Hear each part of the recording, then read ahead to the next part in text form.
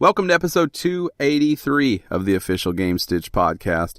I'm Ryan Walton. As always, I'm joined by Dan Reamer. Happy Sunday. Happy Father's Day Sunday. Happy Father's Day Sunday. I feel like there's a better way to say that, but I'll keep going with it. I just wanted to cover all the bases in one shot. Also, happy E3 2018 recap day. It's that, well, for us, it is that. For everyone, it's probably not. The entirety of the world, probably not so much. I assume there's just groups of people out there recapping E3 as we speak. There probably are, but there's also some that did it yesterday, and the day before, and the day before. And there'll be some tomorrow. They went too early, though. The day after. And those people went too late. Oh. Today was the official recap day. Got it. Yeah. I've seen it on the internet. Okay. Well, it must be true. So it's E3 recap day. It's Sunday. It's Father's Day. It's also, what's the date? What's the date proper? It's June 17th if you're a fan of that day. If you like the 17th. Yeah, if you celebrate June 17th. Not a flashy day, but gets it done for sure. Kind of some rolls. Some days just look stronger than other days. June 17th seems like a good middle of the road day. I don't know that I'm a June 17th guy. I don't have anything against it. It's just not like my primo date. Do you prefer odd or even days? I prefer even days. I do prefer even days, I have to admit. I like my dates to be able to have division occur to them with no decimal points. Yeah. Where it gets good is when everything lines up. When you're getting like a lot of twos or, ones. Oh, yeah. I like a lot of that. When you were born of 6/6 of 66 or something like that. Yeah. Yeah. Or even when it's not even, like, even when it's just February 22nd, like, that feels like a good day. 222. 222, yeah. Yeah. I like that. You really only get, let's see, how many of those? Well, let's see, it doesn't work for March because you can't have three. You can do January 11th.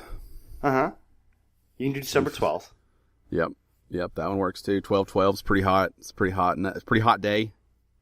You do 11/11 for November. You make a wish too. So it's pretty covered. Yeah, you're supposed to. That's only time. What about? Hold on. Let me break time. What about 11/11 on 11/11? Wish granted. Oh shit. Yeah. Yeah, that's when the genie pops out. Yeah. And grants you pops out of your alarm clock and grants you 3 wishes. Or your watch, whatever you're wearing. Your Apple Watch, whatever. Yeah, I think that's how the lore works. It pops out of your Apple Watch. Specifically, Apple Watch won't pop out of like a Gear VR or anything like, or not VR, just Samsung Gear. What do they call their watches? Oh, I don't know. Is it just Gear? I think it's just Gear. Pops out of their watch or the whatever Pebble, whatever watch you use. People don't wear watches anymore like regular watches. No, they just wear the big square thing, and I think they're ugly myself. Yeah. And I have no use for it. I've never liked watches, so I don't think it's and it looks weird to see people talking into it because I saw that on like TV shows like from 50 years ago. And I'm like, that's weird. You go get smart. Do you think the watch industry feels like the magazine industry? In a sense, I feel like the watch industry, I mean, you're high end, no, but there really aren't any high end magazines, so I don't know. That's a fair. Well, I would say like your Time, your Rolling Stones, those will still always be around, right? But so just and I'm not talking about high end watches either because those will still have a place, right? Like your Tag Heuer, they're always going to be around as far as watches go. But your Timex, your Rolexes, your I mean your little Pac-Man arcade watch, no, those that's not feeling good anymore, probably. No, You're like $30 watch. Yeah, no, probably not. Or it's going to have to integrate all that other stuff into it, which now makes it not a $30 watch anymore. So those are the ones that I gravitate towards, the ones that look like a traditional watch, that work like a traditional watch, but have other features. Like maybe they vibrate when you get a text or something like that, just alerting you like, hey, look at that phone. See, I do not... I've never been a watch person. And I will continue to never be a watch person. I've got thick wrists, though. And I don't like anything tight on my wrist. I feel like I'm in cuffs. I have bony wrists. I have tried to wear watches when I was like younger. But I have very bony, very thin wrists. Yes, I got these big trunks that just go straight to my hand. You do. You got those meaty wrists. Yeah, those tree trunk wrists. See, I don't. I got bones all sticking out of mine, like. Oh yeah, I got a little protection on my wrist. Like I'm diseased, so I have pain when I try. You don't want to hit that on a shelf or a door or anything either. It'll snap right off. Yeah, I know. It's exposed bone. You can see them, can't you? Yeah. Yeah. In the video, you're like, what is that? For those that can't see, Dan's bones are only covered by skin.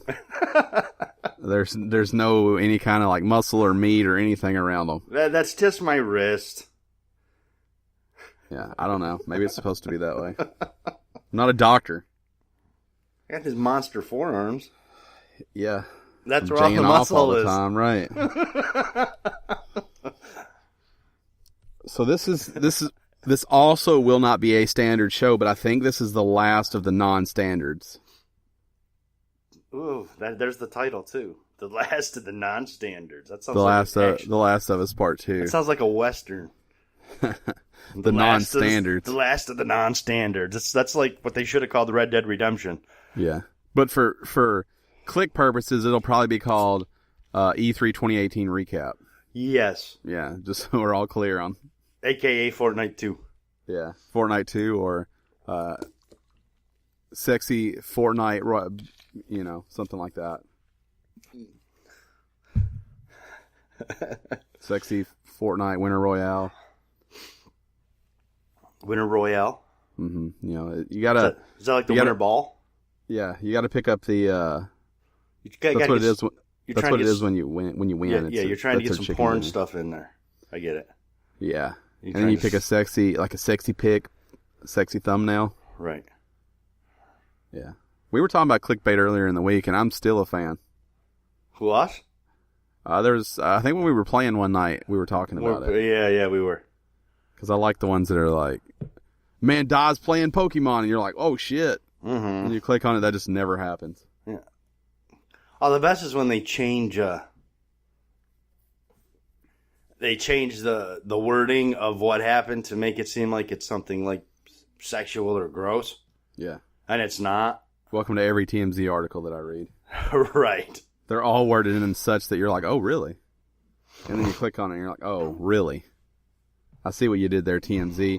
You were just creative with the way that you worded that. Mm-hmm. It wasn't a lie. Right. It was just creative wording. Yes. It was meant to elicit a different definition than what actually occurred. Have you seen this? We're shifting gears again before we get into this E3 stuff. Have you seen this? The Jake and Logan Paul are going to do a boxing match. I did see that. Did you see how many people showed up for the press conference? It was way too many. Severely disappointed in people. Like these two guys. That's my day every day. Right. That I don't know the other YouTuber that he's fighting, the gentleman he's fighting. They are working the system so damn hard. Yep. Like this fake ass trash talk, and like he ran at him like he was going to hit him with no effort towards actually hitting him. Right. It's so like played up, and they're both geniuses because fucking like 10,000 people showed up to watch that. I can't even understand.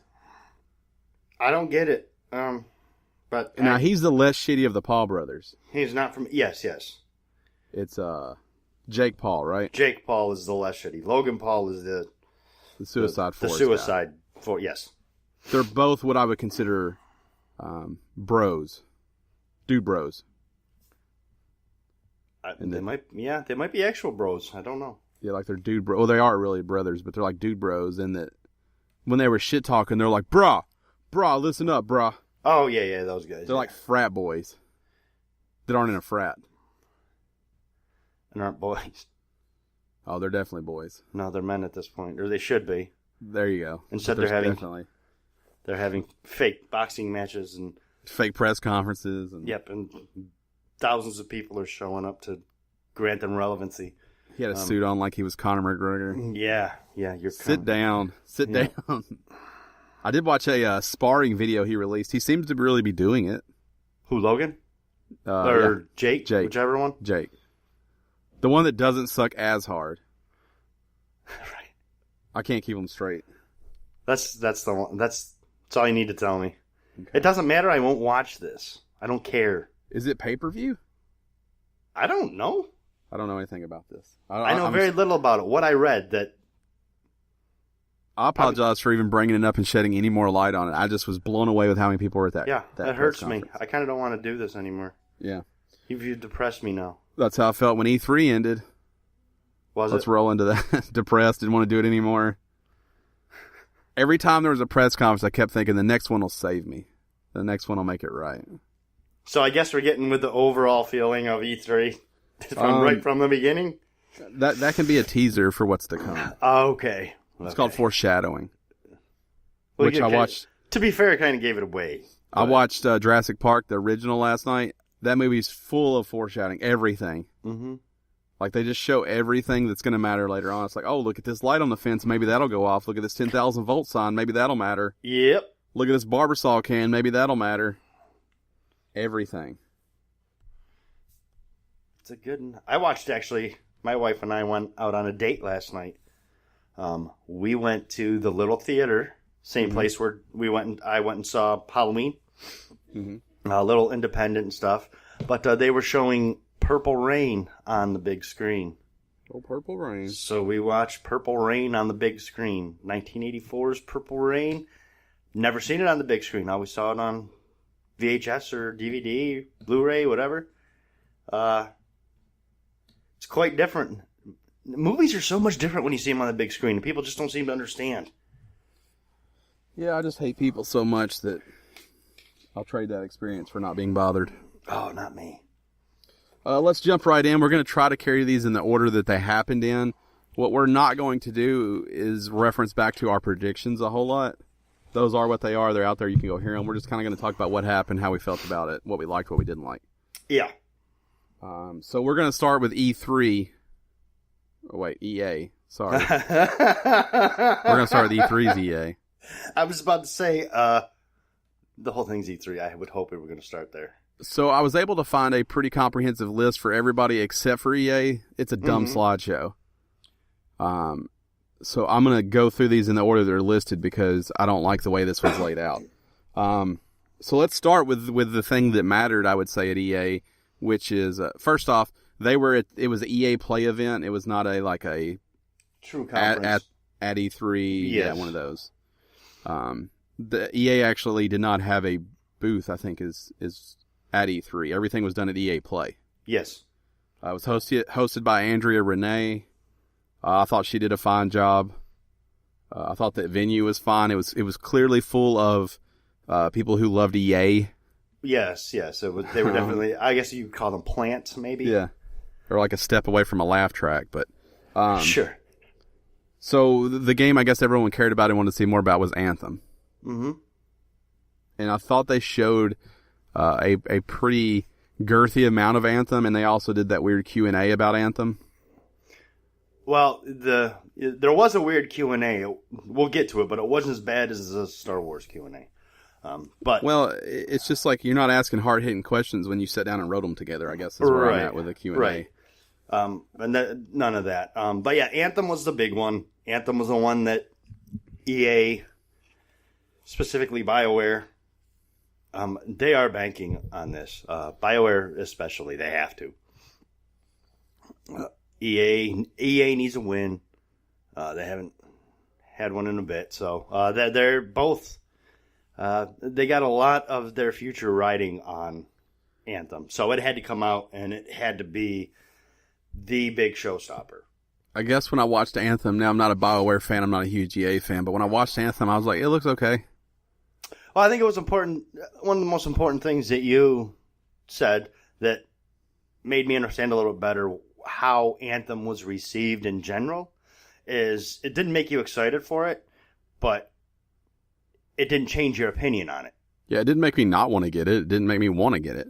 For what it is, for what the game is, and what you like to play, I think that goes a long way towards saying what this game is or can be. With no emotional investment, when I watched Anthem, I thought, this looks like a third-person Destiny, vanilla Destiny, with cool flight. Now, I have heard that was a lot of people's original thoughts. I have heard a few different people who have played it that I've been reading about this week have said they understand the comparison, but it's unfair. But that's what when I watch it, that's what it looks like. It's a crew of people killing things that look dumb to me. Not actually look dumb, but the AI part looks dumb. Like they weren't blowing me away with their tactics when they were having to kill those things. It looked like a third-person shooter with the gift of flight, and the idea is that you do it together. Squad-based, real people running around everywhere. I mean, it looked fine. It didn't look like anything I need to play. It didn't look like something I wouldn't play if several of my friends got it. I'd probably be willing to try it, but it didn't have me opening up my wallet and handing them my debit card. Right. But it looked okay, I guess. It wasn't the showstopper that I felt like it needed to be. But when you looked at everything else they had, I guess maybe it was. I was way more excited about, two of the smaller games that were announced than I was this. Right, but I think that was by design. I think EA was very much playing it safe. They've come off some pretty severe controversies over the course of, the last, I guess probably since Battlefront. Before that, even with loot crates and stuff. But Battlefront 2 is the one that really kind of put everything over the edge. They, I think, made a conscious decision to stay very safe and not do anything super exciting because they do not need to fuel controversy. I guess my thing was, we'll keep ticking through the order and we'll talk about it when we get there. So Battlefield 5, they showed off a little more about it. Kind of confirmed a lot of the things that are floating around out there. Again, their single player is going to be the little vignettes like it was last time. So it's a lot of short stories that focus on specific aspects. The multiplayer is going to see a playable female protagonist for the first time. Yes, it is. Again, no season pass in favor of free post-launch maps. And it's going to have a battle royale mode. Shocker. Who saw that coming? Yeah, pretty much everything's going to have a battle royale mode. And all these people that are going nuts over a female, just shut up. Just play the game or don't buy it. You mean nuts that like they're not okay with the female protagonist? Right. Yeah. I just wanted to make sure you weren't saying. Yeah, no. And it's not historically accurate. It's not. Right. Like, you know what? Shut up. Buy the game or don't. We don't want to hear it anymore. To go along with the playing it safe, I thought the guy that spoke about Battlefront, he seemed very genuine to me. Yes. He seemed very much like, hey, we fucked up. We spent all this time fixing it, and now we're trying to support the game the way we meant to start with. He seemed believable. He didn't seem full of shit to me. Right. And they showed off some stuff there. The Clone Wars is the new DLC. It's got everybody jazzed up, I guess, if you're into it. Mm-hmm. New heroes include General Grievous, Count Dooku, Obi-Wan, and Anakin. And it's set between episodes 3 and 4. Yes, it is. Yeah. So, if you're into that kind of thing. Here's where the conference definitely took a hit for me. It was already not great. But then they brought out a shoutcaster. Well, I was wondering if it was this one or if it was the sports games. Then they brought out two dudes I'd never heard of to play Command & Conquer Rivals. And here's why it's so disappointing, because I love Command & Conquer on a console. Mm-hmm. This is for your phone, and I'm like, hey, that probably still holds up okay. Right. But you got a shoutcaster, you got two dudes I've never heard of. I'm not really sure what's going on. They played the whole thing without telling you it was Command & Conquer, which I didn't love. I didn't like anything about the way this was presented. I don't like they spent that much time on a mobile game. I'm not shitting on mobile games. They just don't need that kind of time. It is available now to try if you're on Android, though. So go for it if you're into it. Yeah, Command & Conquer Rivals. FIFA 19 got some stage time. Not a surprise with World Cup being hot and heavy. That would get some time. It looks incredible like every FIFA game, but I won't play it. They all did. All the sports games did. Yeah. They still have not given up on NBA Live. They're still trying that. Madden looks great. As always. Yeah, NBA Live looked great. I mean, if that's your thing. I'm going to get a little bit out of order now to how these pictures are. Star Wars, what you alluded to. Respawn announced their Star Wars game, Star Wars Jedi Fallen Order. And that's it. And then carefully said absolutely nothing. Yep. It was weird. They were in the audience talking. It didn't feel good to me. It was a mess. You kept telling me how excited I should be because it's so amazing, but what's amazing? You haven't shown me anything tell you what's amazing yet. Yeah, that would have been much better served as a splash screen logo reveal. Gone. Yep. Let people clap and cheer and then move on. Yeah, I did not like it. It takes place between Revenge of the Sith and A New Hope during the Jedi hunts. It'll be on PS4, Xbox One, and people are assuming PC. Yes. And right now it's slated for holiday 2019. Whatever that's worth. So the part that was the most exciting for me in EA is when they showed off these indies that they're working with. Yep, the little EA stuff seems to be the most exciting part of this. I agree. So they showed off Sea of Solitude. Which looks amazing. Yeah, so it's a game whose you play a lonely girl whose emotions manage to turn her into a monster, and the world into a flooded post-apocalyptic world. She must explore this world to find a way to turn back into human. That blurb that's written about it does not do this thing justice. No, it doesn't. The game looks incredible. It has very much, in my opinion, a Firewatch-like feel when it comes to art style. Yep. And it's also important to note that general playthrough of her becoming a monster and needing to change back, that is in a figurative sense, as far as all humans are capable of becoming monsters. Yeah. And the woman who spoke about the game on stage, I absolutely loved her. Yes. She struggled a little bit to speak. I feel like she had real anxiety talking about it, but she was so passionate about the game that she needed to be the one to talk about it. Yes. I loved her. Same way I felt about Unravel when he was on stage the first time. He cried. Yeah. His hands were shaking.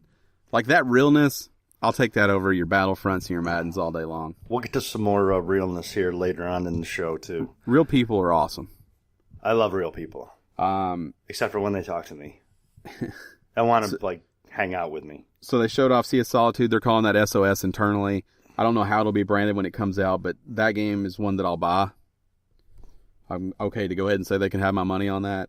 Mm-hmm. Then they showed off Unravel 2, and it was one of those it's available right now moments, which is cool for me. And anyone who loved Unravel, that first game was great. I didn't play the first one. My understanding I meant to, is, and I never did. In no way do you need to play the first one to play this one. And this one looks incredible. It is now a couch co-op 2-player or a single-player experience. But it does feature 2 Yarnies. Some people call them Yarny and Yarnette. But they're still just calling them Yarnies. You are calling them Yarny and Yarnette. I mean, maybe I'm right. No, it's you. I haven't heard anyone else but you do it. But developer Coldwood says the sequel will be a more upbeat affair than the original, with a single shift from the puzzler towards a platformer. I'm excited. I can't wait to play this. Drop in, drop out co-op, like I said, or you could play the whole thing solo, switching between the 2 characters. But I already purchased this, got it ready to go. There is no online co-op. No online. It is only couch co-op or single player. Very important to note. And that pretty well does it for the announcements at the EAs. Yes.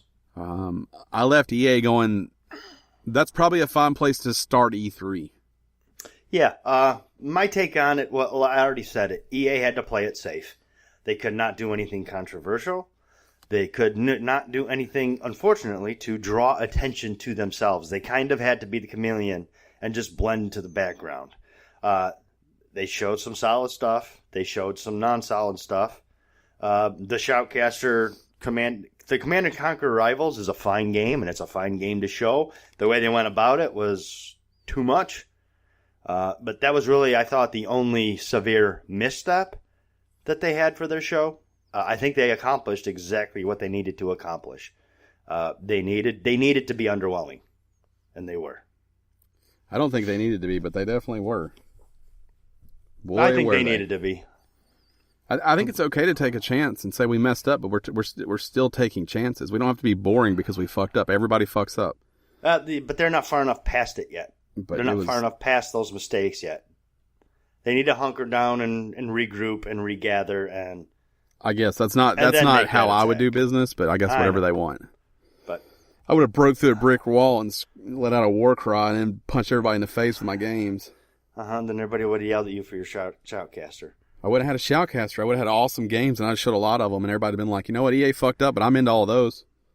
But instead, everybody's like, oh, they're safe. They're boring. Right.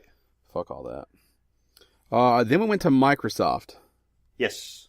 Microsoft had 50 games, 18 exclusives, and 15 world premieres. That was their thing. 50 games, 18 exclusive, 15 world premieres. Yeah. They had a lot of games.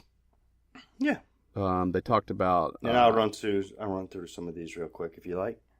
Take a turn. So you can you can go through some of those. I was just going to say they touched on a lot of games, Game Pass, and then they kind of got out. It was a lot. It was a lot of games. Not a lot of people coming out to be like, oh yeah, in this game. I mean, there was some of that, and then of course they had in the middle of the press conference the answer to how they were going to fix first party support. Mm-hmm. They did. So you can run through them. We'll go through some of the games real quick.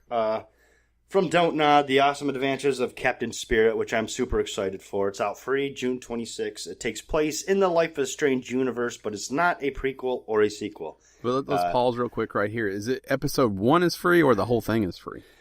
I believe that I don't know the ins and outs. And they made it sound like the whole thing was going to be free. Yeah, I seem to be reading some confusion on what's actually free with that. And I don't think we actually know that yet. Okay, you can continue. Battletoads is coming back. Yeah, it is. They say next year. It's just a logo. Just a logo. So it's going to be ready next year. Battletoads 2019. So you go for that. Remember, hold your breath. Mm-hmm. Cuphead's getting some DLC. You get a lady for the first time to play in Cuphead. You get a lady. That's right. Mm-hmm. That's right. Are you excited? Yeah, Cuphead's awesome. I didn't finish Cuphead. I love that art style. That old school 1920s art style. I'm so in on that game, even if I don't play it. Let's see. Terry Crews yells about Crackdown 3, and he does. It was delayed again. That's what we know. It was officially delayed. Yeah, it was officially delayed, and Terry Crews yelled a lot in it. They should have had him come out on stage and yell. Yeah, do what he did, but on stage. I love that guy. He would be awesome on stage. Yeah, that would be awesome.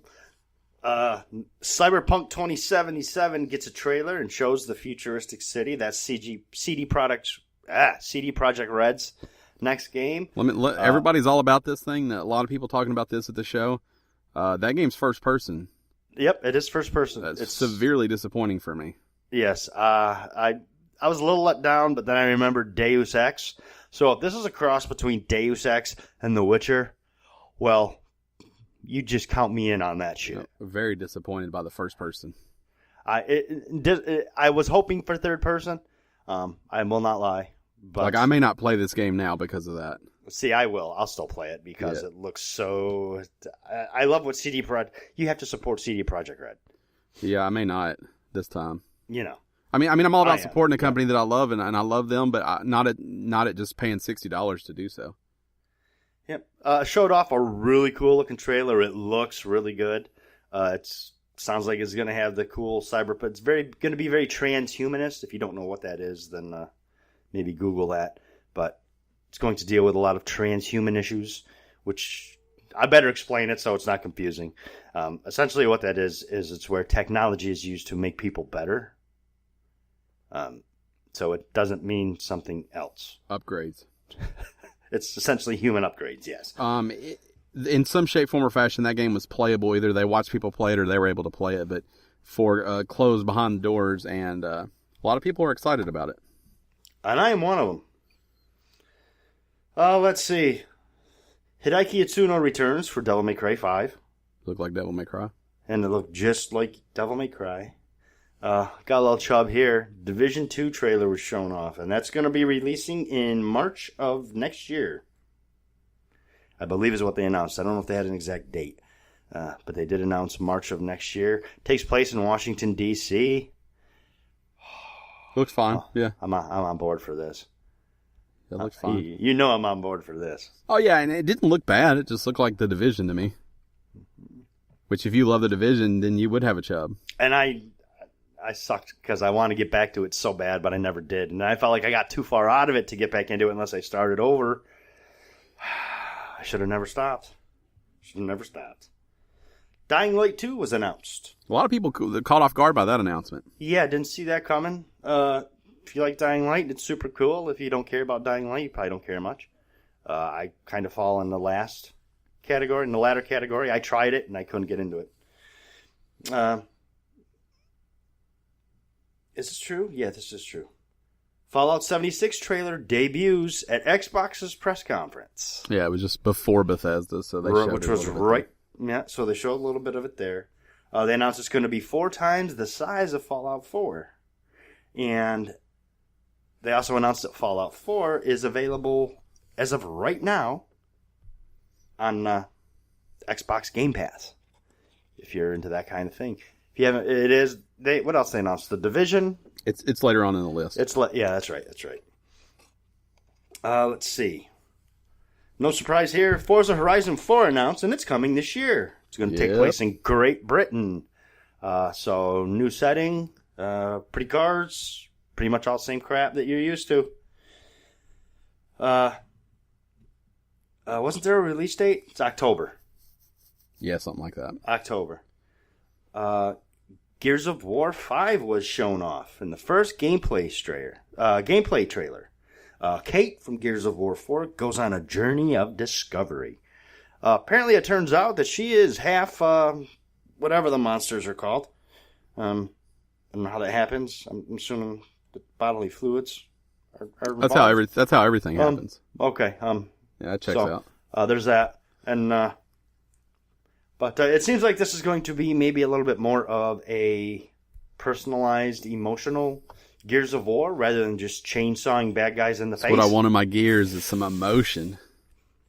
Female protagonist. I don't want any Gears at all. And they announced 3 fucking Gears games, and I want none of it. I like the Gears games. Nah. Why don't you like them? They're like exactly because they're futuristic, they're dystopian. like just thankless. I like my thankless. I like my thankless to be different than just shoot shit. You know what? You bought fucking Trolling Eye, so shut your mouth. Yeah, I bought Trolling Eye because it's gonna be fun, not because I think it's better than. Because it's gonna be dumb. You said it's gonna be fun. Oh, that game will be fun. I hope it hurts your heart. I don't actually. I don't want you to voice. I mean, I don't expect it to be good. That's the problem. I don't expect it to be good, but I just don't want to also just run around and shoot shit. Like, to me, that's not the kind of thankless fun that I like. And that's what Gears has always felt like to me. Cover to cover, just shooting shit. Nothing. It's just shoot. It's about shooting shit. Yeah. Yeah, that doesn't excite me. So 3 games really doesn't excite me. Oh yeah, and they're doing the Funko Pop. Great game. Mm-hmm. That's the mobile. That's the mobile Gears. The mobile game. Don't need that. And then they're doing Gears Tactics. I don't know what that's coming on. I don't think they announced it really. Yeah, I'm sure it's going to be on. It's on Xbox and PC. Xbox, PC. All the problem with that is like you already got Halo Wars. I just don't. Mm-hmm. You don't need Gears Tactics. Yeah, no thanks. I'm not invested enough in that universe to feel like I need that. Yep. Halo Infinite was announced for Xbox One. And this was a quick reveal done right. This is how EA should have done Star Wars. Real quick showed a couple of the ODSTs and then Big Chief. And then Big Chief, and now Halo Infinite. And away we go. Moving on. Big old Master Chief up in that mode. We've got Naruto, Dragon Ball, One Piece, and Death Note crossover in Jump Force, which is an anime fighting game of some weird sort, I think. Yay. A 3D brawler. Yay. Yay. Can't wait. They smashed together 2 Or Just Cause 4 trailer is out of its mind. Hold on. They like smashed together 3 franchises I don't care and put it in a genre that I don't care about. They don't care about. Yeah, That's how I felt about that trailer when I watched it. There are people who do, though, so this is for them. Fuck those people. Yeah. Oh. Yeah. I would never say that to you, listeners. Fuck those people. You be you, and you enjoy what you enjoy. There are better fighting games than that Jump Force game. That's all. You don't know. You've never played it. I've got it already. Early build. They sent it to me. Oh, yeah. You got it in pre-alpha. Got it. Yeah. Just Cause 4 trailer is out of its mind, as you would expect. Yeah, cool. How many games can you make, Avalanche? What's that? So how many games can you make at the same time, Avalanche? Yeah, apparently that many. New Kingdom Hearts 3 trailer debuts at Xbox E3 briefing. It was at fucking every conference that they had. I think EA had it there. Yeah, I think golly, Kingdom Hearts 3 was everywhere. And I'll be honest, it doesn't look great to me. Well, I'm not a huge Kingdom Hearts fan anyway, but the voice acting does not look good. Always struggle with the same thing on Kingdom Hearts is the attacking, the battles, and then the mashup of the different genres and their art styles. Yeah, those are the things that always have felt jarring to me. Like the things that look shitty on purpose because it's their art style, but it doesn't match the full. Like to me, there is no. That game doesn't feel fluid to me. Mm-hmm. And the battle system is I don't enjoy that. I probably won't play that game, but a lot of people are excited about it, so good for them. I guess it's not for me. I'm not interested. Metro Exodus gets a trailer and releases on February 22nd. Same day as Anthem. Same day as Days Gone. Days Gone. So you can get Metro Exodus 2. Ori and the Will of the Wisps. Follow up to Ori and the Blind Forest. Looks awesome. It looks great. It's like more Ori. PUBG gets the new Sandhawk map this summer on Xbox. Sea of Thieves is going to be getting some DLC. They showed off two DLCs. Yep, which we kind of already knew, but we did get a chance to see them, so that was nice. They showed off some goofy, very Sea of Thieves-y trailer. Yeah. Xbox... Oh, I forgot a really important one, actually. Psycho. Shadows Die Twice. From Software. Mm-hmm, mm-hmm. So we know that's Dark Souls, and so this also seems to appear to take place in some sort of samurai type. Samurai's setting. hot this year. Yeah, samurais are hot this year. So it seems to take place in that, and it's probably going to have the terrifically hard gameplay that you're so used to from your Souls games. So there's that. And it's not for me. I like the setting, but I don't like those super hard games. So that's not for me. Let's see. Then they talked a little bit about Xbox One Game Pass. They were adding 4 high-profile titles as of right now. When I say right now, I mean when the conference went on a week ago, not right now. Although they are there right now. Yeah, that checks out. Yeah, it is. That's what I do. They released Fallout 4, The Elder Scrolls Online, Tamriel Unlimited, and The Division. And I feel like I forgot one. Well, Fallout 4, there's only 3 games here. I thought it was 4. I don't know. There's only 3 games on this list. Okay. The Division, Elder Scrolls Online, Tamriel Unlimited, and Fallout 4. Okay. So, I mean, there could be another, but that's all that's on this list. And why this is cool for me, well, I'm excited for it, is because I've been wanting to try Elder Scrolls Online. Me too, but I want to try it on the PS4. Well, I do too, but I've thought about trying it on here just to see. What if I don't like it? Yeah, I'm still going to try it. They also announced the Fast Start feature, which makes Game Pass titles load faster. Great. Makes them load twice as fast. And then, I don't remember exactly where it was. I think it was somewhere in the middle of all this. Yeah, it was jammed right in the middle of some announcements. Yep. They announced that we're not super cool at making, we're not super awesome at making first-party games anymore, as you probably noticed. We've gotten a lot of complaints from you. So what we've done is we bought 5 studios. Okay, so the first one, they're actually making their own studio, a new studio. The Initiative, it's called. The Initiative. It's Santa Monica probably right next door to Sony, Santa Monica. But it's a Santa Monica-based studio headed up by Daryl Gallagher, former studio head at Crystal Dynamics. And he was part of the original reboot team for the Tomb Raider series. Mm-hmm. According to them, the initiative is to assemble world-class talent to create groundbreaking new experiences, aka every game company out there. Yep. Every studio out there. So here's the thing that I want to say about acquiring 5 studios. They kind of acquired 3 studios. Or they kind of have 3 new studios.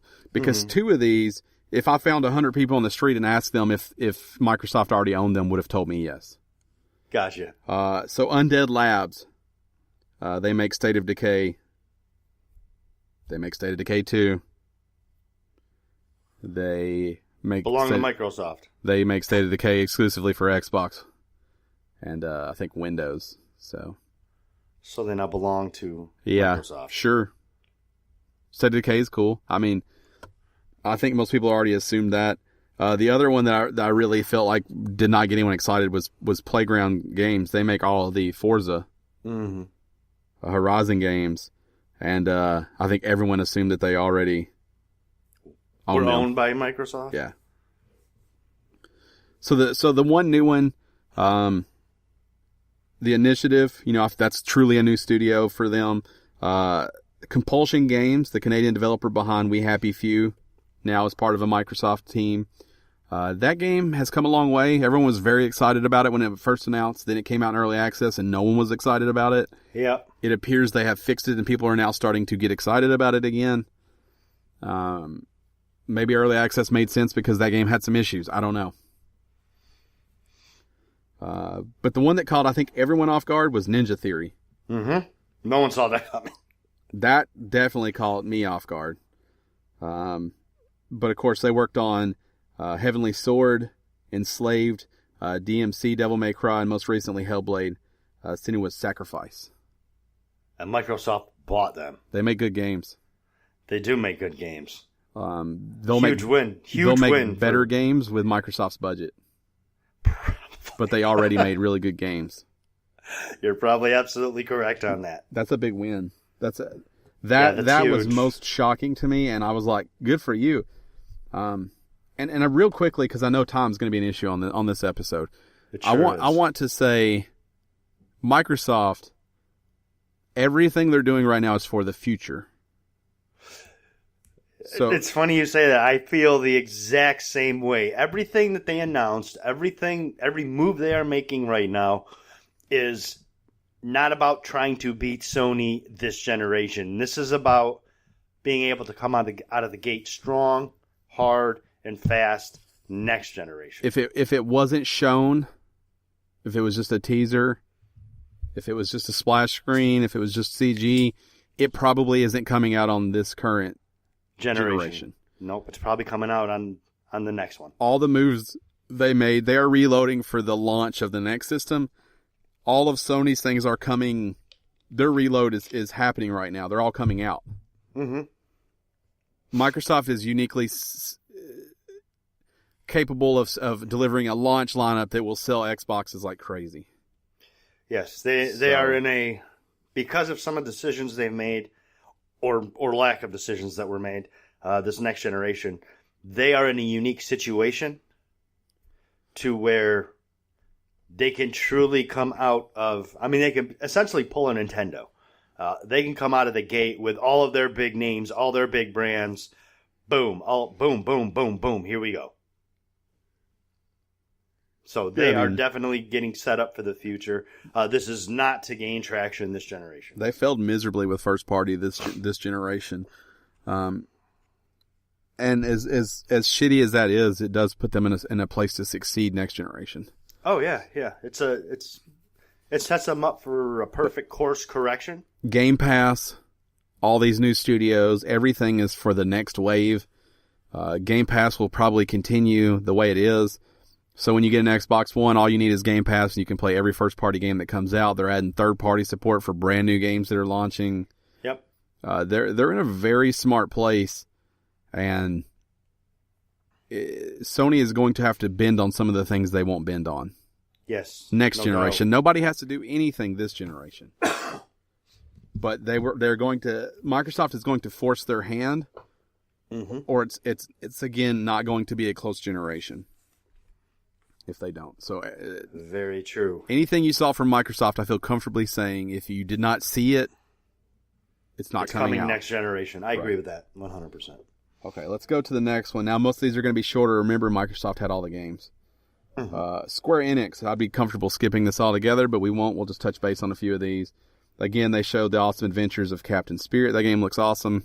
I'm excited. Don't nod. I'm excited. Yeah, they showed off some Dragon Quest. Not the Dragon Quest I wanted. I wanted Builders 2. Felt like it was a smart place to show Builders 2. Said you got 11? Said I got 11. They showed off a Monster Hunter World crossover coming to Final Fantasy 14. They showed more Just Cause, more Kingdom Hearts. Yeah, The Quiet Man, which I thought was maybe the biggest surprise to me, because I didn't know that was a thing. I'm still not sure what it was. Some sort of weird FMV choice decision maze. I don't know what that game is. It looks kind of neat. But yeah, that looks all right. And then they showed off Shadow of the Tomb Raider, which looks like more Tomb Raider. And I don't know. Look, the Tomb Raider games are amazing. I might either need a break or I might need something different. Because this looks like more Tomb Raider to me. So, I'll be playing it. Yeah, I understand what you're saying. I do. I'm gonna play it, but after this, if they just crank out another one next year, I'm probably not. I understand. Yeah, I'm probably not if they just crank out another one. Well, I don't think they will. I think this is going to be. This was always meant to be a trilogy. Everything's always meant to be a trilogy. And this is number 3 of the trilogy. So, God forbid they just make 2 good games and stop. So, my thing was everybody complained about how bad EA's presentation was. And Square Enix steps up to the plate and says, here, hold my beer. Yeah. This sucked. This was useless. This was a waste of time. This took about 30 minutes. It was delivered like a Nintendo Direct. It was a pre-recorded thing. It was utterly useless and did nothing to show off anything that Square Enix is doing. Mm-hmm. So after that, we move up to what turned out to be the star of the show, I would say. Bethesda steps up to the plate. They get some of their different developers out there from different developer heads from out there, and they start discussing a few things. They were also in a weird. There was a screen in the middle, totally round theater. Yeah, it was where they walked from side to side, just talking to people. It was very odd. They did. So, like I said, this was pretty much like the show of shows right here. The show of the show. It started out kind of shaky. It started out a little, who knows. They had the music. But by the end, they had the music for Rage 2 to open up. With what's-his-face. With Andrew WK. Yeah, that was a misstep. I could do without that. Then they had the big and little guy come out. Little guy was little, behind the mic. Looked like the prompter went down. And then they had a prompter problem. Yeah. And then things started to get better. And then eventually Rockstar Todd Howard jumped up and started talking about some stuff and saved the day. And let me tell you something. That man is a beacon. Yeah, he really is. He's special on stage, and he makes excellent games. He's calm.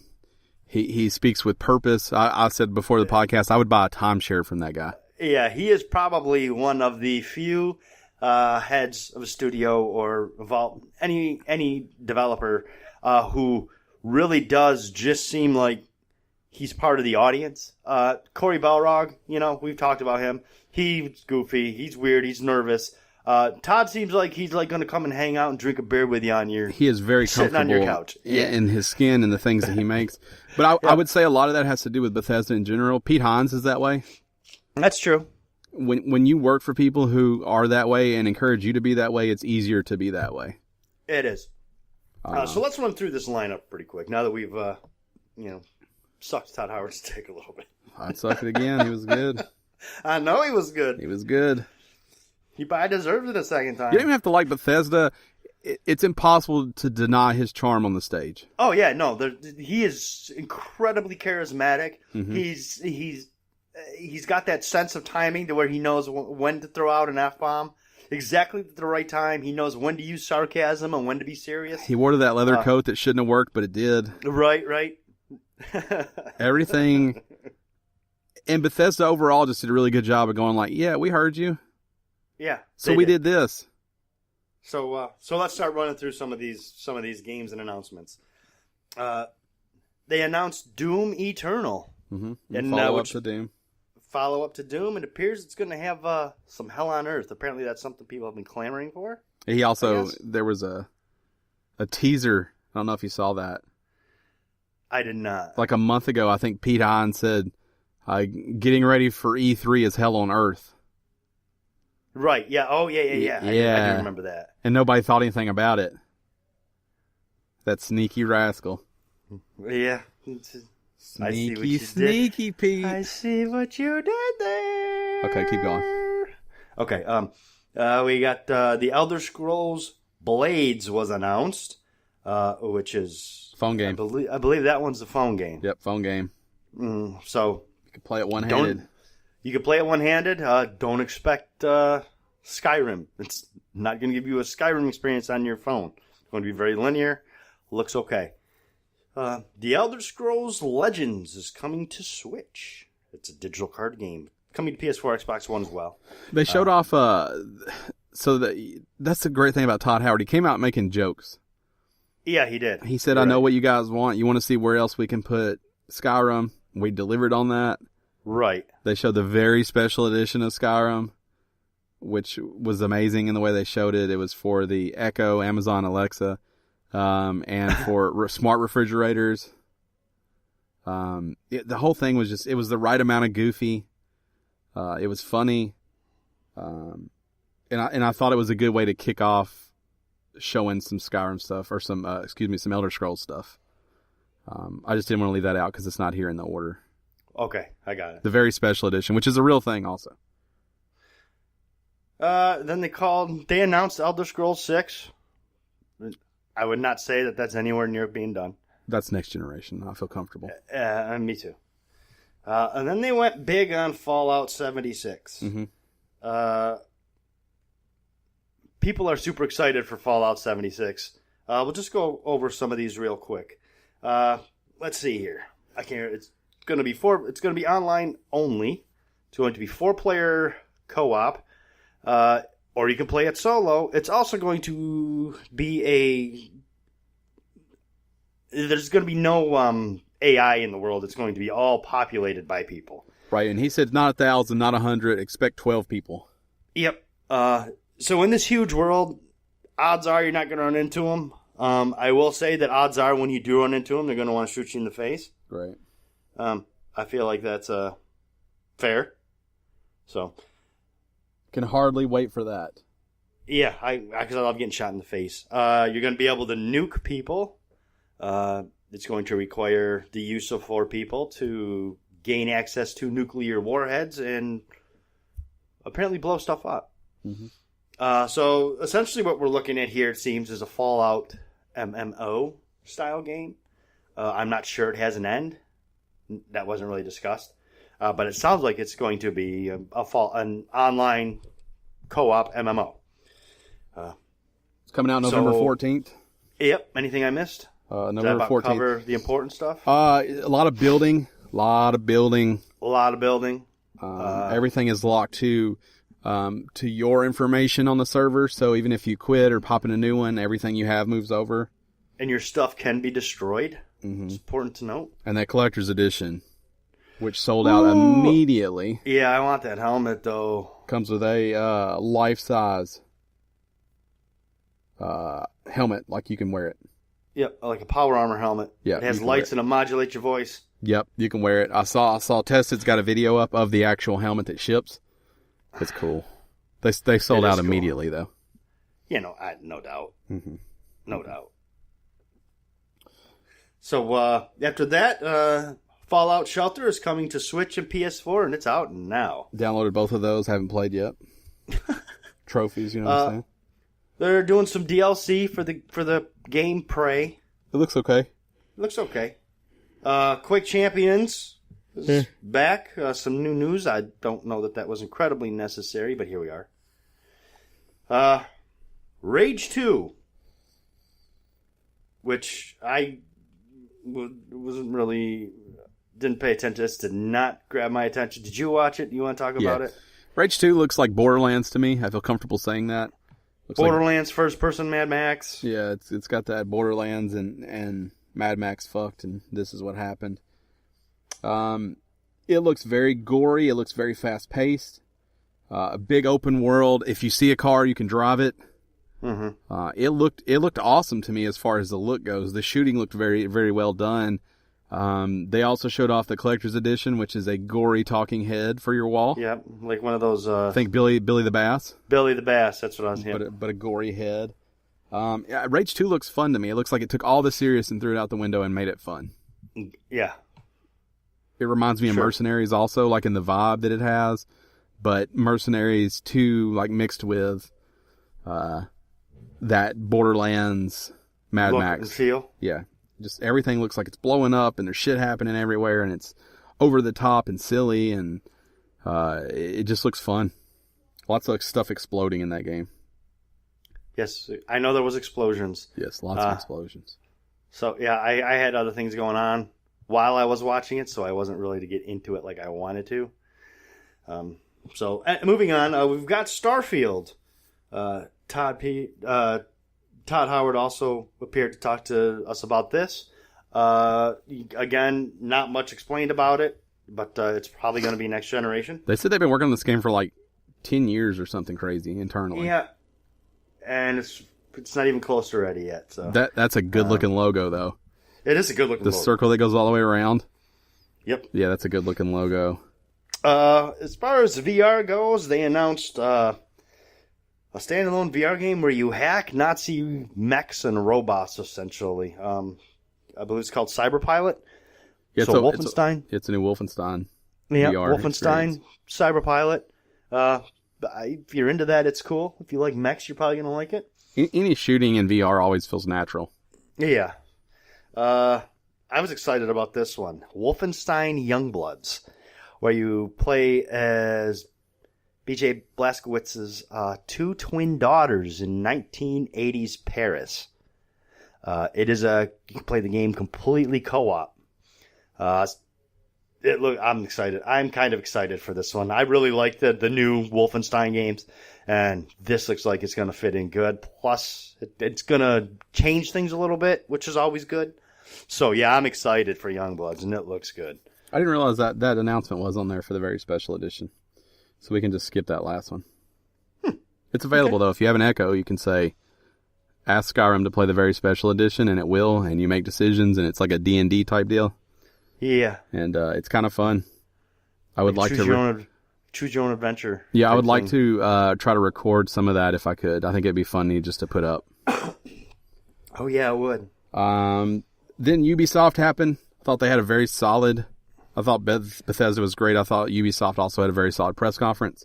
I believe I noted that at some point that they definitely came in second place to Bethesda. I believe I tweeted that out. Because I was tweeting after each of the conferences, tweeting my overall impression of them. Yeah. So I definitely think they were strong. I thought Microsoft was strong. We'll get into kind of our order, I think, a little bit later. Ubisoft, of course, they started with some Just Dance stuff, which I could have probably done without that whole intro, but it was fine. Just Dance 2019 confirmed.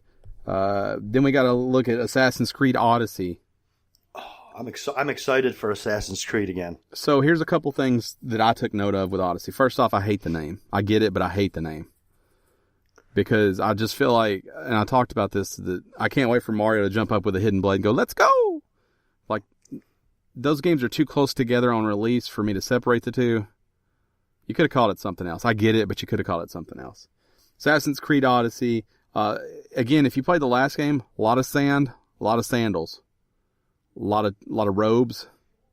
Like, it doesn't look like it doesn't look like a departure from the last game, just a different setting.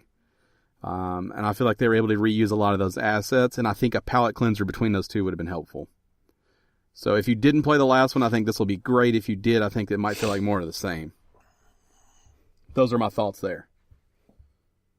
But yeah, it looks incredible. So did the last one. They're going to be doing romances. You can romance characters in it. It's going to be bringing back some of the modern day pickups from Origins. Yeah, it's coming out October 5th, and they spent a lot of energy calling it an RPG. Yes, they did. They do. This is not your daddy's Assassin's Creed, so to speak. Is how they feel about it. You can play as a male or a female assassin. It is in ancient Greece, in case we didn't cover that. Again, October 5th. Yeah, I'm excited for it. It's modern day story, picks up from where Origins left off. I think we could all do without the modern story. Not me. I like the modern story. We could all do without it. Again, it has branching dialogue choices, like you were alluding to. Shush. We don't need. Shush. That's two separate games that they're making. Modern day and the old stuff. Mm-hmm. If they made just the new stuff, nobody would buy it. Then they showed us a cinematic trailer for Beyond Good and Evil 2, which we all knew was coming. Yeah, that game looks really interesting to me. I also think what they're doing with Hit Record is really cool. Uh-huh. One of the missteps, which has been addressed since, is that Joseph Gordon-Levitt did not say that Hit Record pays people. They do. Yeah. He even said that was a misstep. He tweeted immediately, like, we cut down because of time, and that was unfortunately one of the things we cut, and we fucked up. Yep. He used the word fucked up. He said it that way. We effed up. But yeah, they pay people who make content that they use, even if they use any part of your content. So, like, if you put an image up and they took, 5 or 6 images and smashed them into one, everybody gets credited and paid on that. And I think my understanding is there's a $50,000 budget for Beyond Good and Evil right now. Mm-hmm. So assets used will be paid. And so far, since Hit Record started paying people, I think they've spent $3 million on paying people for things. So that wasn't clear during that, but Hit Record is neat, and I didn't want anyone to think they just take your shit, and your praise is that it's in a game. But yeah, I think that looks okay. The Crew 2, the open beta is coming soon. I played the closed beta. I didn't love that game. A lot of people are. So that's coming. More of the Division 2. Mm-hmm. All DLC is going to be free for the Division 2. Yeah, a much deeper look at it there. They did some gameplay, quite a bit of gameplay. Mm-hmm. For Honor update. I don't care about For Honor. They made that look really good. Like, a lot of people are talking about For Honor and seem excited about it who don't care about For Honor. Right. So the big giant bald dude they had come out obviously did the job. They got it done. Skull and Bones. The more I see about that game, the more I just would rather play Sea of Thieves. Yep. It doesn't look exciting to me at all. It's not what I want. All I could think when I was watching that is, why so serious? Right. Yeah. And it's Sea of Thieves' fault. If I hadn't have Sea of Thieves, I wouldn't feel that way. But I'm like, cannons are more fun when you can shoot yourself out of them. That's true. That's very true. It looks super realistic. It looks amazing. I could do without it. Starlink Battle for Atlas. Toys to Life. Toys to Life. Kind of a cool Toys for Life. A little bit. They're big. I wish they weren't so big. They're like the palm of your hand. I like big. Yeah, I don't know where I'm going to put that, though. On a shelf. That game looks good, too. That game looks like... it looks a little bit like Star Fox, a little bit like No Man's Sky. Uh-huh. A little bit like its own thing. Yeah, the game looks fun. The ships are cool. You can change all different things about them. Like, you can change, I think, like their blasters and their guns. It's not just as simple as just I bought a new ship. Right. They look very interactive. And it's been in development so long that they are lucky enough that Toys to Life has existed, then got too big, then died. And maybe now it's time for it to come back because there aren't really any out there. Like, there's a chance that it's the right time for this. Because Amiibo don't count as Toys to Life. It's different. Infinity's gone. Lego Dimensions is gone. Skylanders are right. They showed off Transference. This is weird. It is. It's coming to Oculus Vive and PS4, PSVR, PS4, Xbox One this fall. It is the Elijah Wood. We don't really even know Spectra. What's this thing called? What it is? Spectre. We're not. Yeah. He makes like horror movies. It's a World War What's that? He makes horror movies, like his company.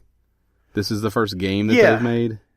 It is a collaboration between Ubi and I think it's like Spectra Films or something like that. I can't remember. No, it's not Spectra. It's a... I'll get it. Go ahead. Keep talking about it. Shit. Spectravision or something like it. It's got a name like that. It's not... there's actually not a whole lot known about it. It stars Elijah Wood. Yeah, Spectravision. It seems to be some weird dream inside your head emotional thing during war. So it's a boy caught in his father's destructive obsession. Okay. So it's some sort of like his dad puts him in a VR mask looking thing that's all screwed up and... Yeah. Something really weird. Yeah. It's players explore maze-like puzzles of a deranged mind. They'll also be navigating a multi-branching narrative played out by real actors. Yeah. So? Yeah.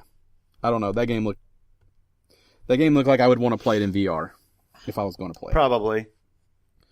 This is probably the goofiest part of Ubisoft's with the Trials Rising. A new Trials game is always good. It came out and fell over, and I get it, but it was a bit much for me. But they're going for that, I guess. I hear you. Yeah. You go. Although Ubisoft had a strong showing. Yeah, Ubisoft definitely had probably the second best showing of the show, in my opinion, after Bethesda. They definitely hung there with them, so you go. Like a hair in a biscuit. Then on Monday night, we had Sony's. Sony made it very clear from the beginning that we got 4 big games we're going to be talking about, so don't expect a whole lot out of that. They were trying to take you on this journey with the music and moving around to different parts of the theater. So they had announced that on the blog, on Twitter, and then before the show started, it's like the very first thing Sean Layden says. Yes. Like, this is not what you're used to. Yep. So they made it very clear that it was going to be different. And it was. What was the first one? Because it was really weird because they did the thing. So when it started, it opened in a church-like setting. Yes. That was very odd. It had a tiny screen. A gentleman came out and played the banjo. Yep. It was really good. You immediately, if you spent any time in the world, knew that it was Last of Us. Yep. I forget his name. I'd like to give him credit, but I don't know it. And then they went right into the Last of Us trailer with gameplay. Yep. And it looks good. It looks... it's the best looking game that I think I've ever seen. It looks brutal, but not devoid of emotion and feeling and humanity. Basically, the gameplay is Ellie trying to sneak through an area, and she gets caught and goes on the run and annihilates everybody with her hatchet and bows and arrows and all this stuff. A lot of talk about where's Joel. Yeah. She does make a reference, I think, to my old man. You assume he is still around at this point, but... You assume she's talking about Joel as well. It's true. I thought the way that they did the church, like in the live presentation and it being part of the game, I thought it was cool. I thought it was neat with the church pews and it was neat, but then they stopped the show so they could move venues. Yes. And all I could think was, please don't do this between everyone. Momentum broken. Yeah, please don't be moving to 4 separate venues because you have 4 games. That's not what they did. But even the people that were there was like, hey, this is stupid. Right. They're trying to jam everybody through a tiny little door and get over to the next venue, which was right beside it before it starts. Taking you on a journey. It's unnecessary. Show me your games. They built something beside the convention center that was really neat. You know, it was the walk that is all geared towards Ghost of Tsushima. They had the church, which was geared toward Last of Us, and then they had the next part where they did their entire conference. But yeah, did not like that part. Gotcha. So I'm actually most of Sony's we've already heard about and knew was coming. We saw some new stuff, but not much. So I'm not going to spend too much time on a lot of these. They showed Call of Duty Black Ops 4. announced the Call of Duty Black Ops 3 is free for PS Plus members June to July. And apparently they're going to do something with the Black Ops 4 DLC releases that's going to deliver a live season of content instead of 4 different expansion Called packs. a battle pass, bitches. A battle pass. That's right. It's the new loot box.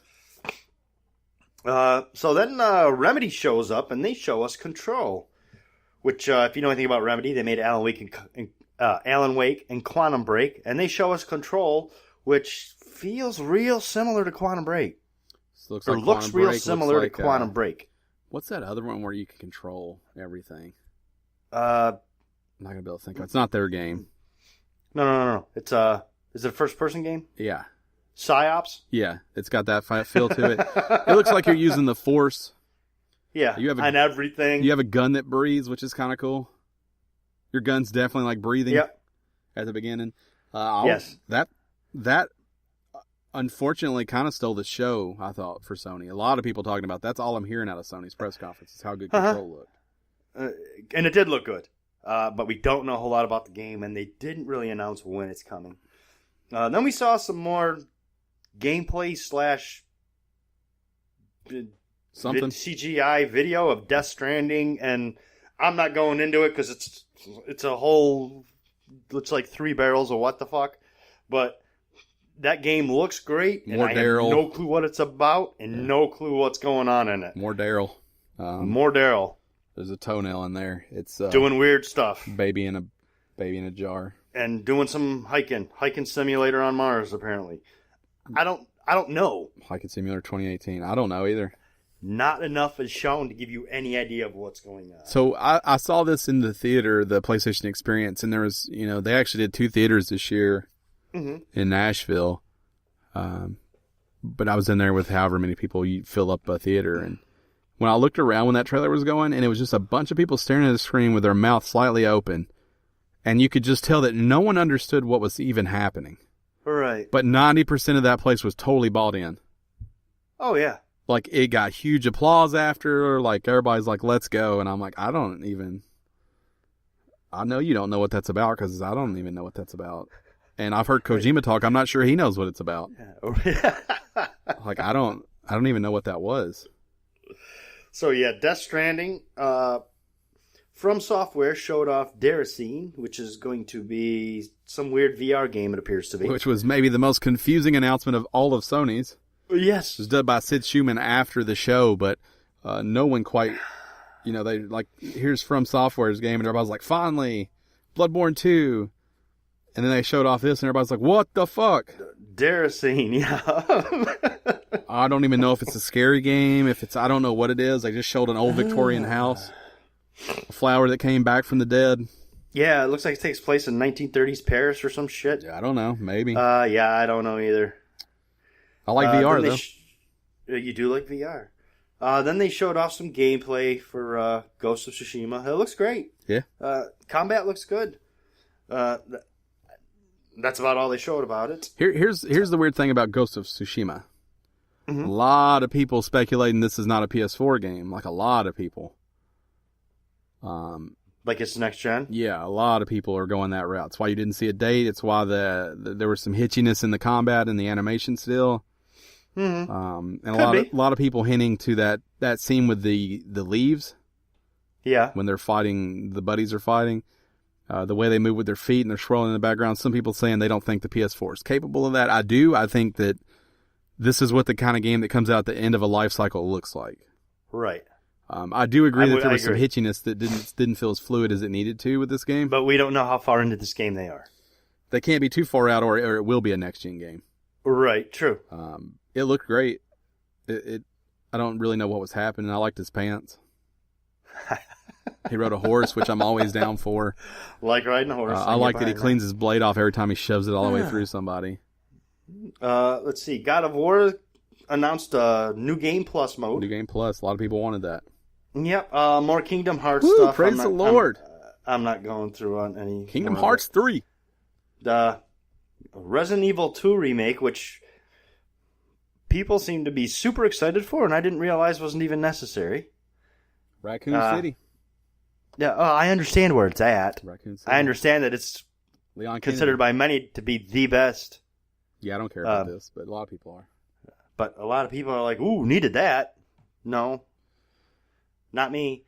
And then they showed off another gameplay trailer for Spider-Man, and that game just starts looking better and better and better every time you play it. Looks good. Or every time you see it. I'm excited for it. Looks good. You skipped Neo 2 also. I did skip Neo 2. I'm sorry. Is it on here? Yes. Right. I don't think it's on here. It is.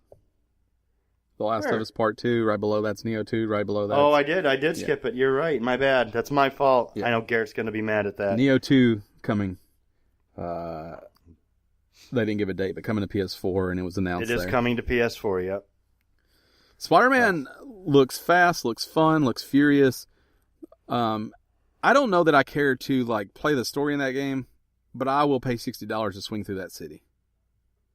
Oh, yeah, you will. All day, every day. Yeah, you will. When he was just swinging around, jumping from building to building, I'm like, yeah, I'm in. Yep. It looks like... Looks like they've really streamlined combat to Batman's, to Rocksteady style. They said they wanted to take the way you moved around the city in Sunset Overdrive, but make it Spider-Man, and that looks like what happened. Just the way he was slinging his web and just front flipping as he touched the building for a second just to throw himself off the building and get speed. It looked great. Navigation looked awesome. Yeah, it does. I can't wait to just swing around. Especially when he would like purposely wait to shoot his web up so that he would hit when he was towards the bottom by the street, so it would really sling him up on the next one. Yep. Looked great. Yeah, I'm in. Yeah. I'm in. Yeah, that game looks... here's what I'll say about all 4 of the games they focused on. Spider-Man, Last of Us, Ghost of Tsushima, and Death Stranding. They all looked incredible. All of them. I'm not convinced Death Stranding is coming out for PS4.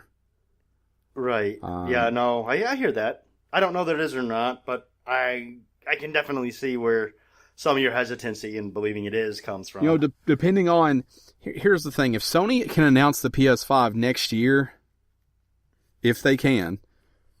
And if they can announce that, and Death Stranding will be day one release. Well, I was going to say, if they can announce the PS5 next year, I don't know that The Last of Us and Death Stranding, and maybe even Ghost, maybe all of them can wait. Yeah. Spider-Man's coming out. Spider-Man has a date. It's coming out soon. Days Gone is coming out. Dreams is coming out. They have first-party stuff coming out. Who knows when Dreams is coming out, but Dreams is coming out. But it's coming out. There's no reason Dreams couldn't be one of those games that at this point it's taken so long, it could probably wait. It probably shouldn't wait. It probably could wait. I would love to see them release it on the PS4 and then release it on whatever's next. Release it on both. I think that's the kind of game that could support that because the graphics don't, they don't matter as much as the power when you're talking about something like that. Right. They also did the little transitions, the buffers, the bumpers between segments. It was all part of the journey, which was whatever. They did it with Dreams, though, and I thought that was fun. That trumpet fart got the whole theater laughing. Brr. Yeah, that brr. But those look neat. I don't know what they are, but they look neat. So there's some stuff. When it started, did you get to... I don't know where it actually started, because in the theater it was going way before it actually started on the stream. Right. What was where did it start? Do you remember? It started with the banjo. Okay, so you didn't get to see the one moment, please? No. See, all those dream characters were running around the screen together. Maybe we did. Maybe. I can't remember because I came on. I didn't actually watch it from the very beginning. Okay. I was like just a couple minutes late. So all the trailers that you got to see in the intermission, we watched on an hour loop before the press conference. And they were longer trailers than what you got to see. Gotcha. Okay.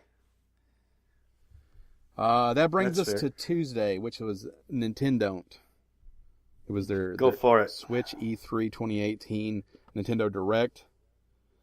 They showed off Fire Emblem 3 Houses. Looked like Fire Emblem. If that's your thing. The least shocking surprise of the entire E3 was Fortnite Battle Royale for Switch. It was available that afternoon, so it's available now. One quick word of note, if your PS4 was the first place that you synced your Fortnite Epic account, you can't sync it on Switch. You can't do it. If you had an Xbox one or a PC one first, you can. But if the first place that you use that was on PS4, you cannot use it on the Switch. You have to create a new one. A lot of people unhappy about that. We'll get into that another day. This is our E3 recap. Octopath Traveler. That's the new RPG coming from Square. It looks beautiful. Mm-hmm. Demo coming soon. They showed off some Pikachu. Let's Go Pikachu and Eevee. I'm digging the controller that's shaped like the Pokeball.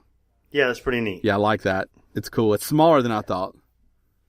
But it's neat. Yeah, but it is neat. I think they showed off in Reggie's big mitts, too. That might be the problem. That could be the problem, because he's got those giant boxing glove hands. Yeah, he's got some big old hands. Make my hands look like little baby hands. And I've got decent-sized hands. He's got, like, Chewbacca hands. Yeah, yeah. I like Reggie. I like that they open with Reggie, too. Oh, my God, I don't know. Super Mario Party coming for the Switch. It looked like Mario Party. I'm excited to have this on the Switch. I think it's a good home for it. I think the Switch is, when you take it to your rooftop parties or your pubs or all those places you take your Switch to, your picnics, when you're on a plane and everybody's got theirs all out and everybody's having the time of their life, it looked like a good place to play Mario Party. House party, yeah. Some Xenoblade Chronicles 2 DLC. I know everybody wanted that, set for release in September. And then they spent almost their entire show on Super Smash Bros. Ultimate. Which everybody has been clamoring for, so it kind of makes sense. It is a new Smash Brothers. Yes, it is. It is not a port, a remake. It is new. Apparently it includes like all the characters. Except for Waluigi, apparently. Except for Waluigi. The internet's upset. Where's Waluigi? Some people upset. Yeah, where's Waluigi? They kept making the statement, it is every character from every Smash Bros. Ever. A lot of people are like, nay. Where's the Waluigi? Yeah. You are wrong, Nintendo. But they have these. They did say these are not all the characters that are announced or that are going to exist. They do have new characters coming. They do have other things. They're still working to balance the game. They have those Echo Fighters, which are fighters that pretty much use the same moveset of another fighter. Daisy, for instance, uses Peach's. Maybe Waluigi will be a Echo Fighter to Luigi. Maybe it'll be like a Wario Waluigi Echo Fighter. I don't know. Wasn't shown off. A lot of people pretty upset. Mm-hmm. People love their Waluigi. No one loves Waluigi. The thing is, people love being like, you're wrong, Nintendo. You lie. That's true. That's true. All the rumors are also that Minecraft Steve is one of the new characters. Ooh, that'll be neat. Yeah. They also have made 10,000 changes, and then in grueling detail went through what I felt like were all the 10,000 of them. Yeah, it got a little cumbersome. They're like, oh, when Olimar gets hit, his visor cracks. But don't worry, it goes back. I'm like, okay. That's fine. You could just let me see that. Right. Oh, my Thanks gosh. for the 10,000. Show don't tell, Nintendo. Show don't tell. Shower, not a grower, you know what I'm saying? That's different. Okay. That's a different thing. I don't know. Feels like the same thing. It's different. No. So Nintendo had that happen. They did all that. That was their direct. It was all Smash Bros. And that was E3. That's our E3 recap. It's a lot of E3. Very girthy E3. That's what the recap's called. I don't know about E3. The E3. That's your E3 update. You okay over there? Yeah, I'm stretching. Oh. It's a lot of hard. The stretching doesn't play on a podcast. Sure. On an audio show, it doesn't. How about flexing? Nope, still silent. I will allow a peck bounce, but it doesn't play on a podcast. You can't hear that? It's not going to sound like what it actually looks like. I'm almost positive of it. So overall, E3... yeah, let's put these in some sort of order. Oh, mine's easy. So just throw yours out there. We learned a long time ago we don't ever need to agree on these things. We don't. I'm going highest. I'm going best to worst. Okay. I have Bethesda, Ubisoft, Sony, Microsoft, Sony. Then I've got, who am I missing? Nintendo, Square. Then I've got Nintendo, EA, Square. Okay. Pretty similar for me. I thought Bethesda, Ubisoft, I could toss up my second with Ubisoft or Microsoft. I thought they both did what they needed to do there. But for purposes of this, we'll say Bethesda, Ubisoft, Microsoft,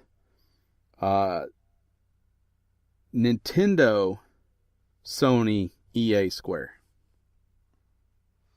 Just because of the Super Smash Brothers? At least it was something different that we hadn't seen. I just did not like Sony's. I didn't like the way they did it.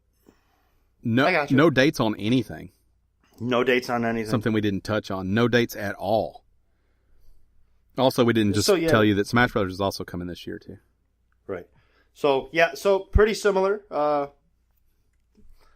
We have a few minor things, but for the most part, we were really pretty close on our...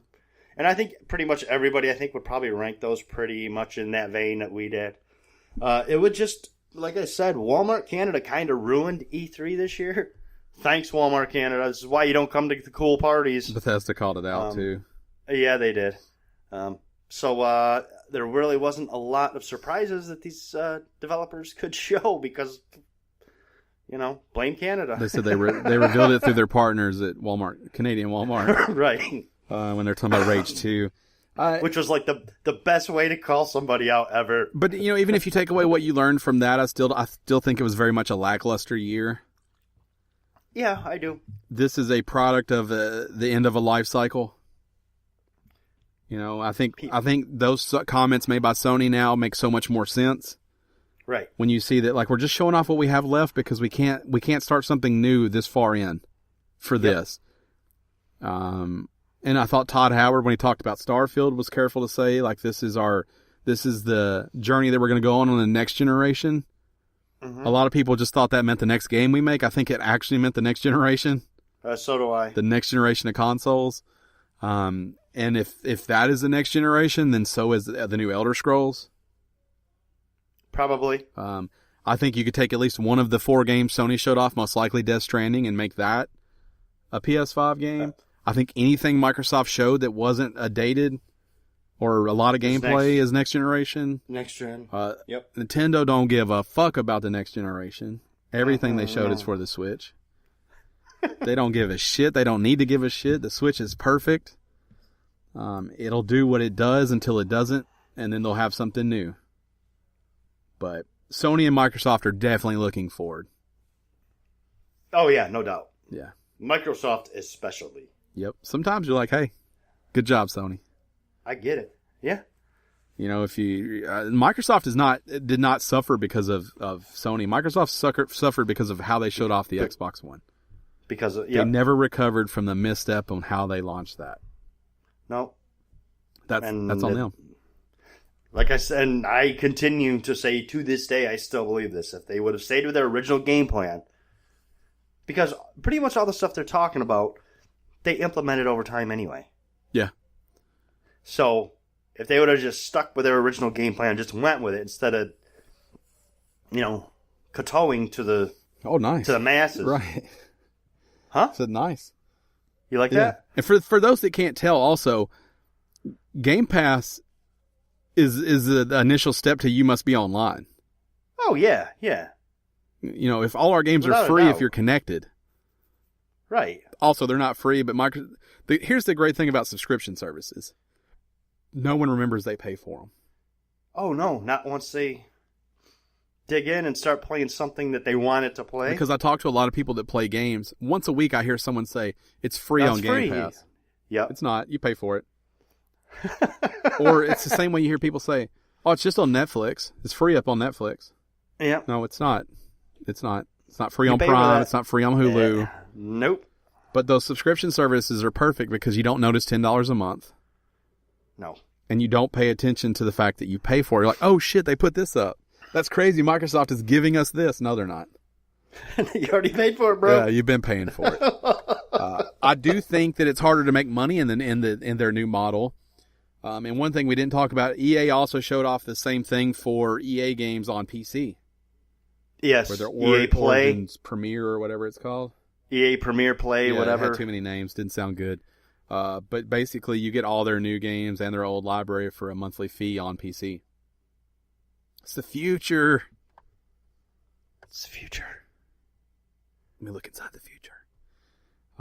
Except for Nintendo. They won't do it. They don't give a shit. No, they'll never do it. They don't care. They're still making cartridges, son. It's true. But here's the thing, and I've talked about it a lot. They got a 32 gig hard drive. This podcast is hour 30 at this point. It's pretty much a 2-hour podcast. So I feel like we got time for this comment. Okay, make it quick because actually I don't have time for a 2-hour podcast. They at least do their own thing and they don't seem to be influenced by anyone else. Nintendo. Yes. Yeah, no. Yes. So no matter how anyone feels about it, I do think it's refreshing that they do the thing that they do. That they do not make adjustments based on what everyone else is doing. They make adjustments on, you know what, we're blazing our own trail. Piss off everybody. Called Trailblazers. They're called Trailblazers. Yep. Renegades. Yeah. The Renegades. That needs to be their next Nintendo Renegade. That needs to be their next system. Except for that's a Jeep. So you can use it for a console. No, you can't. It's a different context. It doesn't work though. What if they spell it with an I? R-E-N-I. That's even more Gade. dumb. What if they cross promote it with Jeep? Then that would piss me off even more. They could. The Jeep Renegade Nintendo Edition, or what if the Renegades all came with a Nintendo Renegade in them? That's so dumb. That's not a good idea. It's not a good idea at all. This has been E3. It's been our recap of E3. Let us know what you think. Let us know who you enjoyed, who you didn't enjoy. At game_stitch on Twitter, or hit us up podcast@gamestitch.com. You can find me at Podcast Ryan. You can find Dan at Shirtless Dan. But let us know what you thought of E3 this year. Let us know what games you're excited about. And if you think that maybe one of these Sony games might slip to PS5. Yeah. Be interesting to hear what you think of it. Inquiring minds want to know. Yeah. Asking for a friend. Which brings us to shoutouts. Yeah. Also friends. Also friends. And we actually have a question. So if you want to shout out, all you have to do is head over to patreon.com/GameStitch. Support us at the $10 tier. That gets you a shout out. Okay. So Garrett says, I'd like to know one game you definitely buy day one, and one that at least caught your interest. He has Senko. His buy day one is Senko, Shadows Die Twice, and his interest is Gears 5. Try to pick something we weren't already going to buy day one. Because there was stuff that we were already going to buy day one. Right. And mine's easy because Unravel, I bought it day one. Because you bought it day one. I didn't expect to buy it day one because I didn't even know it was a thing like that. Right. My day one is Cyberpunk 2077. And then no doubt I'm getting that when it comes out. The one I'm looking forward to was Sea of Solitude. That's that and Gears 5 were both my interested in. I traditionally do enjoy the Gears games. Something about this Gears 5 really, really piques my interest. Mm-hmm. So, though I actually have two. I know that's supposedly not really the context of the question, but it's my podcast, so. Just saying, you've kind of failed. I do what I want. Thanks for the shout out. Thanks for the question, Garrett. And then that brings us to Thomas. This is a fun fact, and it's a fun fact I didn't know because I don't watch the show. But he texted me and said, "Did you know about the Game of Thrones Easter egg in Rocket League?" I didn't because I don't watch Game of Thrones. But there is a team called Dragons, which is very on the nose. Mm-hmm. And the AI characters of Dragons are Imp, Viper, Mountain, and Hound. Which are yes, they're all characters in all references to characters in Game of Thrones. Oh, yeah. Yeah. So I thought that was fun and something I never picked up on. No, I didn't either. That's cool. Yeah. But I wouldn't have because I don't watch that show. But yeah. He actually played them in a match. He was playing with AI. He played against that whole team. They were named Dragons and saw that and was like, oh shit, how about that?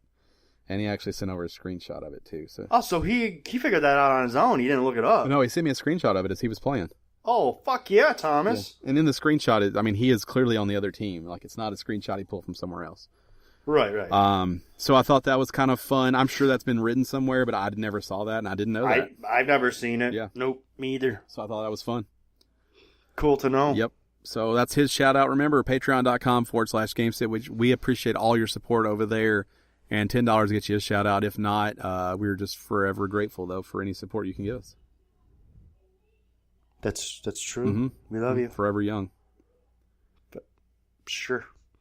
Just trying to put a different song in your head.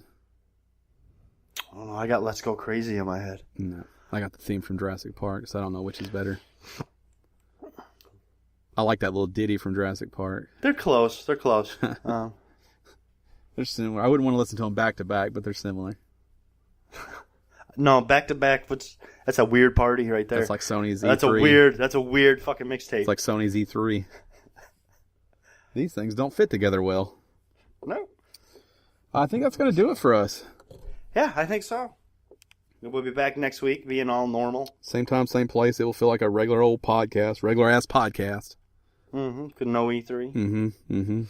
Also, I'll have some more information coming out, but there's a possibility I'll be appearing on the FC3 Monkey Business Podcast. I'll keep you posted on that and where you can find it. I'm going to be a guest for their E3 coverage. So check that out. Also, if you haven't already, check out my Rec Royale stream and on youtube.com/Gamestitch, and there'll be some other streams coming soon. Yep. I got some plans in the works. I've been saying that for a month and a half. I understand, but I still plans in the works. I got one ready to stream, so it won't be long. Oh, yeah. I bet I know which one it is, too, but I'm not watching it. Can't wait. No way. You'll watch it. I won't. No. You can't look away. It's too good. I might watch it. Yeah. Everyone should watch. Well, it just occurred to me that you watch Black Tiger, so I kind of have to. I watch almost all the content we make. I don't listen to any of the podcasts that we make. Awesome. I feel like that's the trade-off. That's fair. This has been episode 283. 283. And 283. And we appreciate you listening, lending us your ears. We're going to be back next week, same time, same place. Good night. Good night.